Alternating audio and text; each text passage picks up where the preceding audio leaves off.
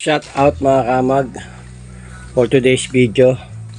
Welcome to YouTube channel. Ako si Kaamag. Update tayo dito sa ating alagang fruiting bags mga kamag. Ito yung ating milaman na 4,500 fruiting bags mga kamag. Yung iba dyan ay may mga bunga na, may pinhead na mga kamag. Kaya lang ilan-ilan pa lang. Kaya itong first layer natin. Ayan yung kanyang mga pinhead. At tayo ay makaka-harvest na rin dito. Konti-konti pa lang. Ito ay 1 week na mga kamag.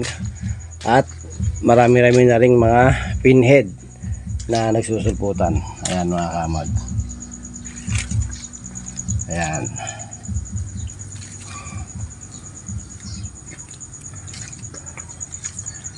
Binigyan natin to mga kaamag ng 2 weeks.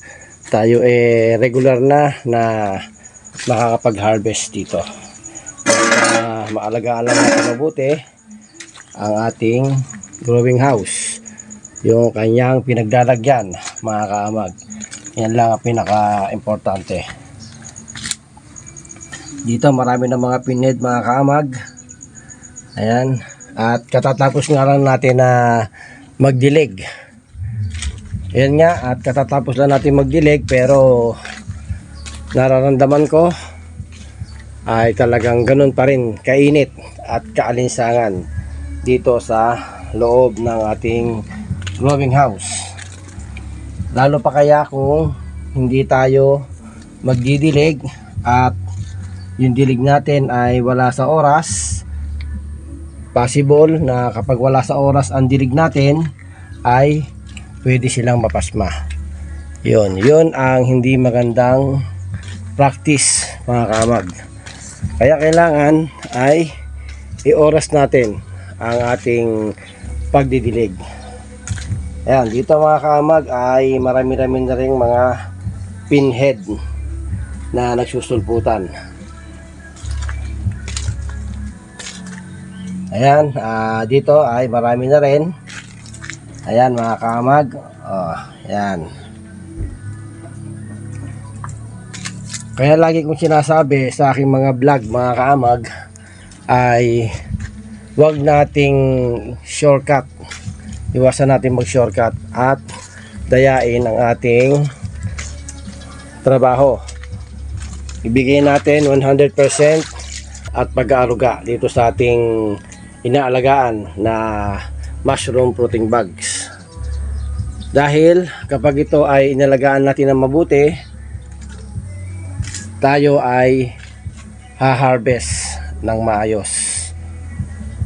Hindi tayo magkukulang sa white oyster mushroom. Yan.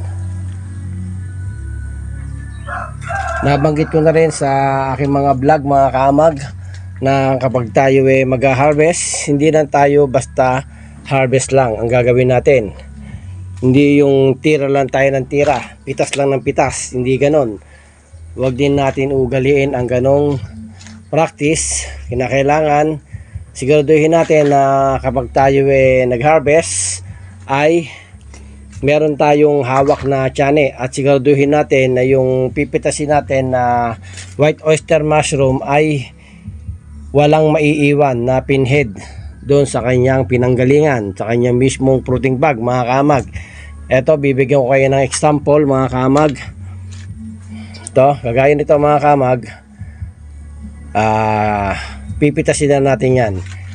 Papakita ko lang sa inyo yung pinapaliwanag ko nga sa inyo na wag tayo basta-basta lang harvest ng harvest. At titingnan din natin kung karapat-dapat na ba siyang pitasin. Kagaya nito, ayan, maliit pa yan, pwede pa yan na lumaki. Kagaya nito, ayan, maliit pa rin yan. Bigyan pa natin yan mga 2 days. Ayan, eto, ayan, harvestin na yan. Ayan, ito, gaya nito, medyo nakukulurot na yung kanyang flower. Napapasin nyo ba?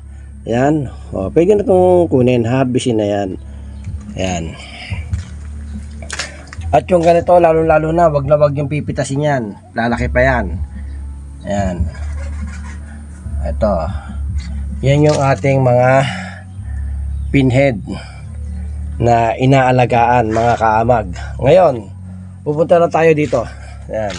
Para mas maliwanagan kayo sa ating pinag-uusapan ngayon at para sa mga beginners, para din sa mga caretaker ng patubuan ng kabuti, ito gagawin natin. Hahawakan natin dito, mga kaamag. Ayan. Hawakan natin dito sa pinaka gitna at pagkatapos galaw-galawin natin ng konti. Ayan. Di ba? Ganyan lang kasimple yan. Ayan. Hindi may iwasan dyan na kapag nag-harvest ka ay mababali or mapuputol yung kanyang stem. To. Ayan. O. Kagaya niya. Hilahin natin, mga kamag. O, hila lang. Ayun. Okay. Nakita nyo, mga kamag. Ayan. Ibig sabihin yan, hindi siya naputol. Hindi naputol yung kanyang stem. Ang gagawin na lang natin dyan, mga kamag, dito natin siya kinuha. Ayan. Lilinisin natin ngayon yan. Huwag natin yan pababayaan. Okay? Ayan, no?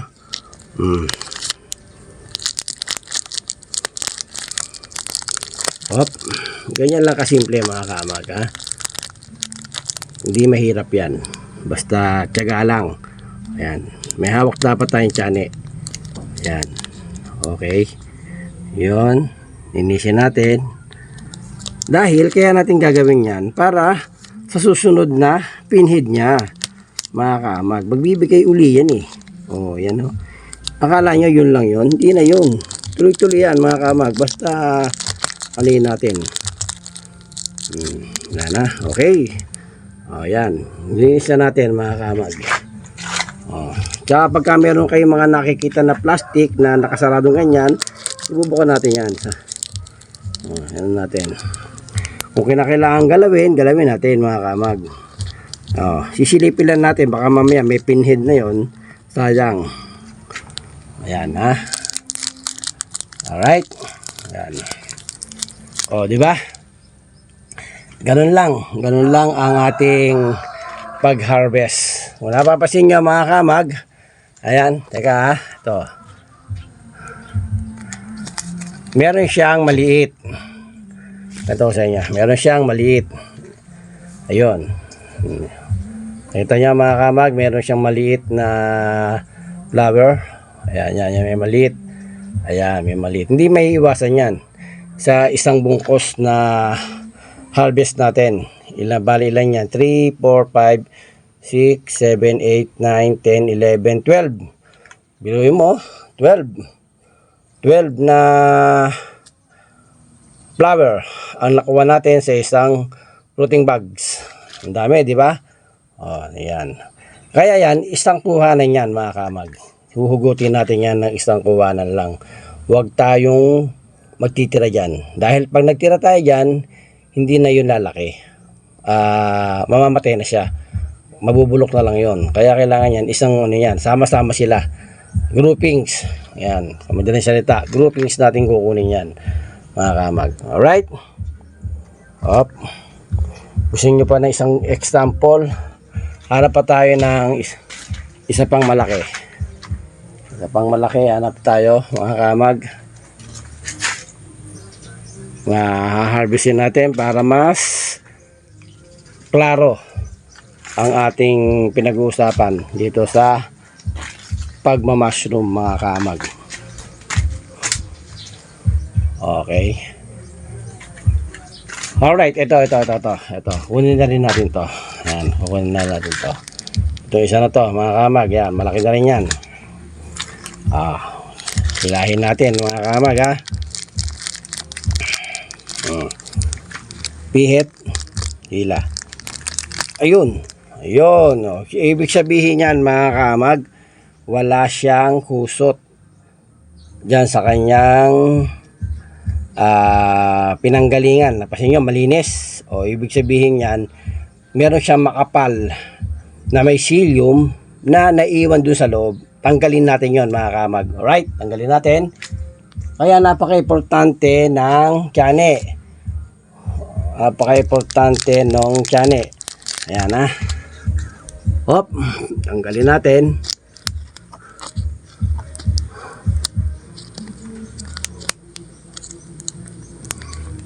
Mamaya mga kamag, bago ako mag-end ng ating video,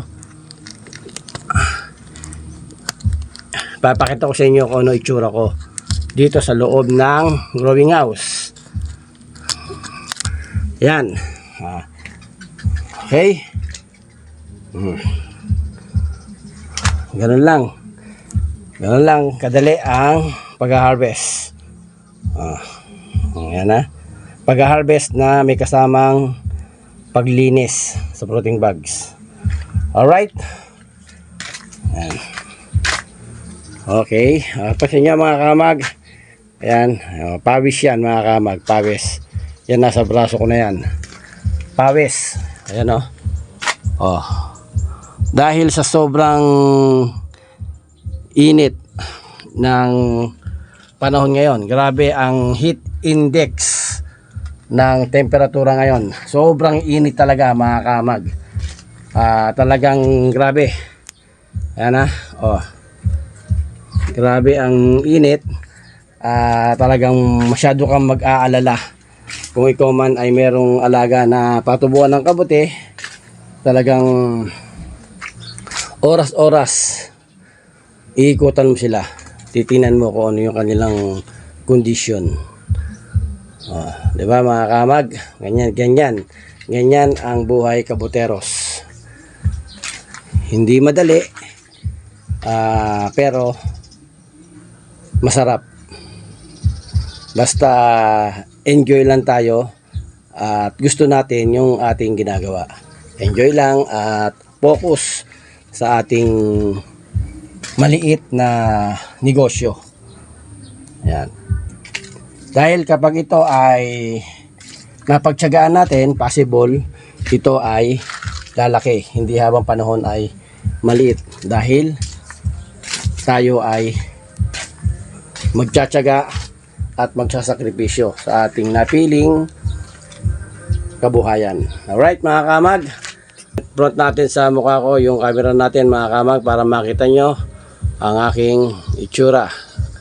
Time check, mag-alas 3 ng hapon.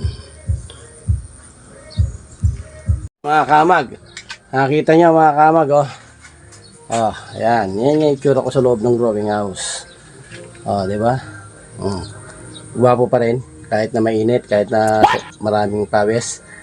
Yan ang importante. Kahit na pagpawisan ka o maulingan ka, walang problema yun. Basta gwapo pa rin. Di ba, mga kamag?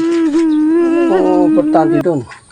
Kaya wag nating indihin yung uling o yung pawis. Wag nating indihin yun punasan mo lang yan o maligo kayo, wala na yan, di ba? Basta importante naibigay natin 100% yung ating pagmamahal dito sa ating pinapatubong kabuti. Ayan.